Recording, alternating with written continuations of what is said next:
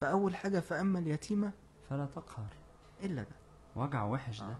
بعد كده فاما السائله فلا تنهر. تنهر غير تقهر. تنهر دي اللي هو اصل ده بيبقى جاي لك مذلول. اليتيم انت بتقهره لفظ القهر لان انت تقدر عليه، لان هو يتيم ملوش ظهر فانت تقدر. فهنا القهر. النهر حاجة تانية. النهر ان يبقى واحد جاي لك عشمان ومذلول.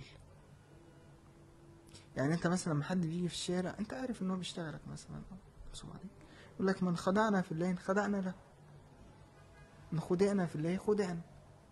هو مش جاي لك انت، هو جاي ربنا اللي جواك، فانت ما بتديلوش. هو السيدة عائشة كانت لما بتيجي تطلع حاجة كانت بتطيبها عشان هي تقول لك هتمس ايد ربنا الاول قبل ما تمس ايد السائل.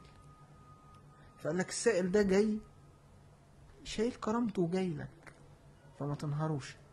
صدق في معنى حلو قوي ان القاعدة هنا عامة. السائل واليتيم اي يتيم.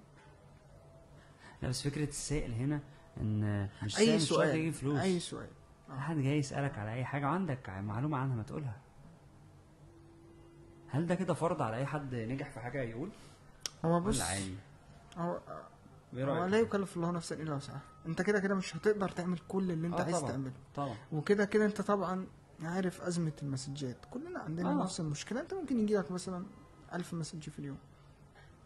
فعلا ارقام انت يعني مخضوض. هترد على كل الناس؟ طب افرض في ناس بتسأل نفس السؤال اصلا.